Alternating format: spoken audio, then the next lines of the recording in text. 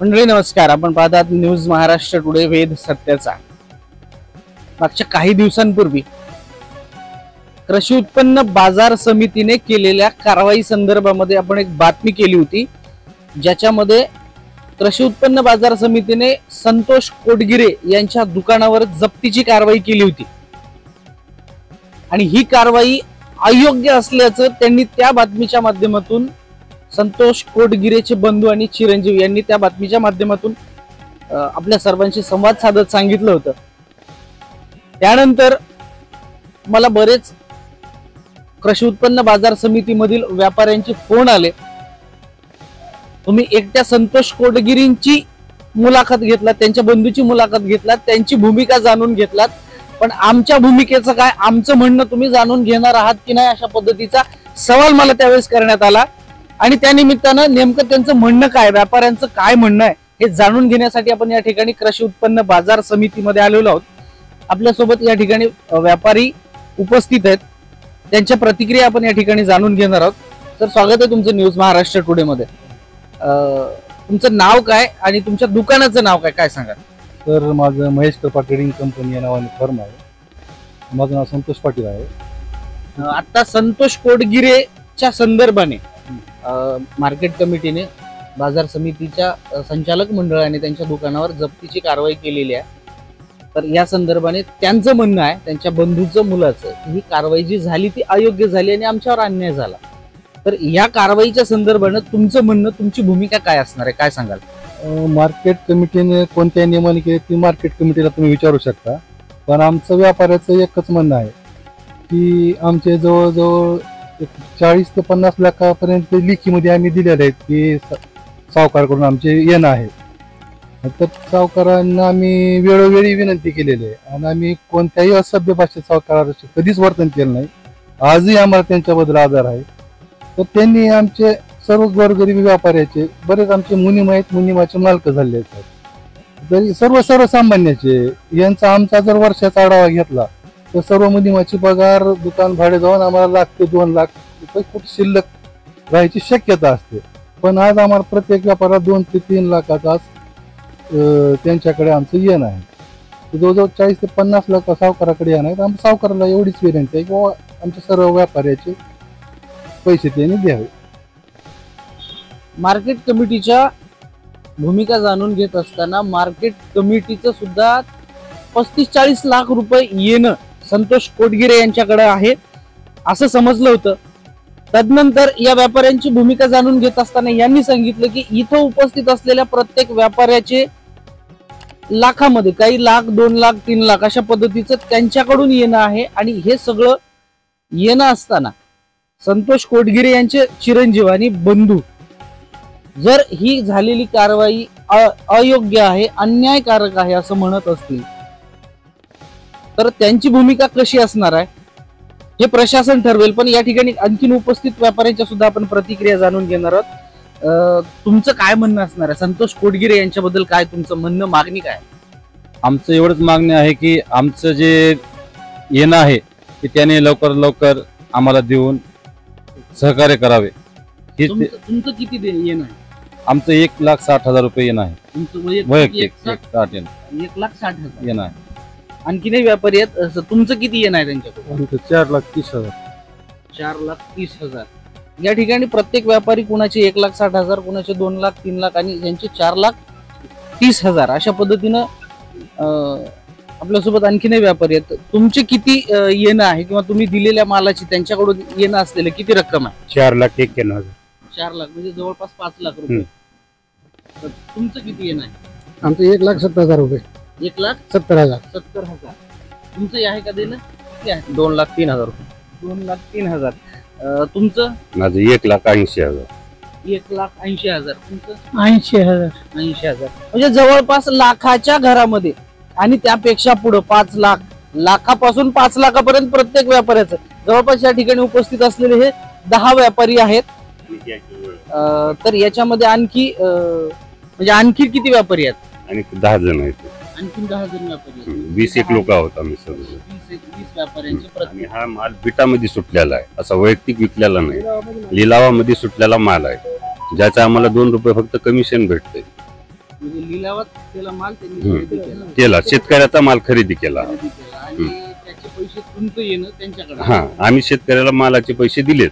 तुम्ही दिलेत आणि म्हणजे तुमच्या खिशातून पैसे हा, दिले शेतकऱ्याला. आम्ही शेतकऱ्याला खिशातून दिले. 12/12/2022 पासून पैसे आहेत. 1,59,050 रुपये आहेत माझे रामेश्वर ट्रेडिंग कंपनीचे. 12 महिने झाले कंप्लीट. 12/12/2022 ची कलम आहे. आणि आम्ही वेळोवेळी हात जोडून नम्रपणे विनंती करूनच पैसे मागितले आहेत. आम्ही कधीही दाब दडप किंवा असं कोणत्याही गैरकृत्याचा आम्ही कधीच वापर केलेला नाही. उपस्थित या ठिकाणी या 10-12 व्यापाऱ्यांमध्ये प्रत्येक आमचं गुरु ट्रेडिंग कंपनी फर्म आहे. आमचे 3,30,242 रुपये. याला किती काळ कालावधी? याला जवळपास सर्वांना 1 वर्षाचा कालावधी झालेला आहे. 12व्या महिन्यातल्या सगळं डिसेंबर मधल्याच कलम आहेत सगळं.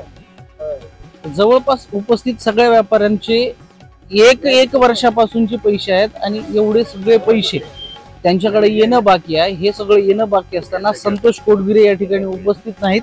अजूनही 2 व्यापारी या ठिकाणी आता उपस्थित झालेले आहेत. तुमची ट्रेडिंग कंपनीचं नाव काय आणि तुमचं येणं किती आहे संतोष कोटगिरे? आमची ट्रेडिंग कंपनी महेश प्रभाकर वलसे. आमचे 28/11/2022 पासून 2,80,000 रुपये बाकी आहे, अद्यापर्यंत मिळाले नाहीत. अजून सुद्धा एक व्यापारी आलेले आहेत. सर, तुमचं काय ट्रेडिंग कंपनीचं नाव आणि तुमची किती अमाऊंट आहे, किती पैसे आहेत? Sunil trading company. आमची अमाऊंट आहे बघा 2,78,527. या सगळ्या व्यापाऱ्यांचे एवढे सगळे पैसे न देता 1 वर्षापासून आणि हे यातले बरेच व्यापारी आता ज्यांच्या प्राथमिक चर्चेच्या दरम्यान त्यांच्याशी चर्चा करत असताना यांच्या भावना जाणून घेत असताना यांनी सांगितलं, आमच्यातले बरेच जण जे आहेत हे अगोदर इथल्या व्यापाऱ्यांकडं मुनिमकी करत असताना मुनिमकी करत व्यापारातल्या खाचाखोचा शिकून घेऊन बारकावे समजून घेऊन तदनंतर व्यापाराला सुरुवात करत पण अगदी नगण्य भांडवल अगदी 4 ते 5 लाखाच्या भांडवलामध्ये व्यवसायाला सुरुवात केल्यानंतर व्यापाराला सुरुवात केल्यानंतर ज्यावेळेस बीट सुटलं आणि त्या बीटाचा माल संतोष कोटगिरे यांनी खरेदी केला आणि त्या मालाचे पैसे या व्यापाऱ्यांनी सगळ्या व्यापाऱ्यांनी शेतकऱ्याला यांच्या खिशातून त्यांना दिलेले आहेत. परंतु यांना जे मिळायला पाहिजे होते यांची अपेक्षा फक्त त्या विक्री झालेल्या शेतकऱ्याकडून खरेदी आणि कोटगिरे यांना विक्री झालेल्या मालावर यांना फक्त 2% एवढीच अमाऊंट मिळते आणि या 2% लाखोंच्या घरात यांचे पैसे अडकून पडलेले आहेत. आणि आता या व्यापाऱ्यांची परिस्थिती व्यापार करण्यास सुद्धा हलाखीची परिस्थिती आहे. व्यापार इतर शेतकऱ्यांचा माल खरेदी करत असताना यांना बऱ्याचशा अडचणी उभ्या आहेत आणि ही आता नवीन शेतकऱ्यांचा माल खरेदी करत असताना या अडकलेल्या पैशामुळे तुमची नेमकी काय अडचण व्हायला लागली, काय सांगता? सर, अडचण अशी व्हायला आहे की पैसे पेमेंट पुढच्या पार्टी सुद्धा येत नाही. पेमेंट देणं बी आवश्यक आहे. बँकेचे व्याज बी भरणं सोपं नाही. भरपूर परेशानी आहे सर. पैसे व्यापाऱ्याचे पैसे अडकल्यामुळं आम्हाला भरपूर परेशानी आहे. भांडवल जवळजवळ संपले आता जमा आहे. आता समोरून ज्यावेळेस पैसे येतील त्यावेळेस आम्ही शेतकऱ्याचे पैसे पेमेंट करायला लावू. आणि शेतकरी आता असं राहिले की आमच्या अंगावर यायचं राहिलं आता. म्हणजे एवढी आमची परिस्थिती बेकार झाली. आम्हाला दोन्हीकडून बुक्क्याचा मार झाला. यांच्याकडून झाला पैसे अडकल्यामुळं आणि शेतकरी बी आम्ही मालिकला कसं काय पैसे देत नाही. पण त्यांना आम्ही काय सांगणार, मी फलाना पैसे असं ते थोडंच आमचं ग्राह्य धरणार. 1 दिवस ऐकतील, 2 दिवस ऐकतील. पेमेंटचे सध्या फारच परेशान आहे. म्हणजे हे पैसे अडकल्यामुळं समोर शेतकऱ्यांना पैसे देताना अडचणी, माल घेताना अडचणी, व्यापार करताना अडचणी आणि या सगळ्या अडचणींना तोंड देत पुन्हा घर खर्च भागवायला अडचणी. व्यापार होणार नसेल, व्यवसाय होणार नसेल तर इन्कमचा सोर्सच बंद झाला आणि इन्कमचा सोर्स बंद झाल्यानंतर घरच्या अडचणी कशा सोडवायच्या? व्यापारातल्या अडचणी तर कायम तशाच आहेत. पण मग त्या अडचणी सोडवत असताना घरच्या अडचणी कशा सोडवायच्या? तर आता ह्या सगळ्या अडकलेल्या पैशांमुळे तुम्ही तुमच्या व्यापारातल्या अडचणी, खरेदीच्या, विक्रीच्या आणि घरातल्या या सगळ्या अडचणींना कशा पद्धतीने तोंड देत आहेत? काय तुमची भूमिका काय? नाही, ह्या पैशामुळे आम्हाला एवढी मानसिक हे झाले, मानसिकता आमची सर्व हे होऊन गेली. कारण घरी गेलं तर मनानं हे होत नाही, लक्ष इकडेच राहतं. शेतकऱ्याला पेमेंट करायला पैसे नाहीत, शेतकरीमध्ये मला पेमेंट लागतंय आणि पैसे अडकले ह्यांच्याकडे आमचे, त्याच्यामुळे आम्ही फार परेशानीत आहोत. आता मग या अडकलेल्या पैशामुळे किंवा शेतकऱ्यांना वेळेवर पैसे मिळत नसल्यामुळे तुमचं जे गिराईक आहे तुमच्याकडे फरक माल पडला. द्यायला येणारे शेतकरी आहेत, ते येत नाहीत, आता येत नाही, दुसरीकडे जातात. दुसरीकडे जातात. त्याच्यामुळे आमच्या गिरायकावर बी परिणाम झाला. आणि दुसरी गोष्ट अशी झाली की आम्हाला मार्केटनं सहकार्य करतो म्हणल्यामुळे आम्ही त्यांच्या विश्वासावर बसलो आणि ते उलट आमच्यावरच केस करायला निघाले. मार्केट कमिटीवर हां. संतोष गोडगिरे हां, केस करायला लागले. तर एकंदरीत व्यापाऱ्यांच्या या सगळ्या चर्चामधून त्यांच्या भूमिका जाणून घेत असताना, भावना जाणून घेत असताना, तोंड दाबून बुक्क्यांचा मार अशा पद्धतीची यांची परिस्थिती आहे. व्यापार करता येत नाही आणि व्यापार करता येत जरी नसेल, अडचणी जरी असतील, तर इतर दुसरं काय करणार, उपाशी मरण्याची वेळ, धंदा बंद पडण्याची, या सगळ्या परिस्थितीला हे सगळे व्यापारी या ठिकाणी तोंड देत आहेत. शेतकरी यांच्यापासून माल देण्यापासून परावृत्त होत आहेत, यांच्यापासून दुरावले जातात. यांचे जे ठरलेले कस्टमर आहेत, गिराईक आहेत, जे की यांना खात्रीलायकपणे माल आणून द्यायचे, तो व्यवहार ठप्प झाल्यामुळे शेतकरी सुद्धा यांना माल आणून द्यायला कचरत आहेत, घाबरत आहेत. एकंदरीत या सगळ्या व्यापाऱ्यांचा जवळपास 25-30 व्यापारी सगळे मिळून यांचा हा व्यापार ठप्प झालेला. एकमेव एका व्यक्तीमुळे संतोष कोडगिरे.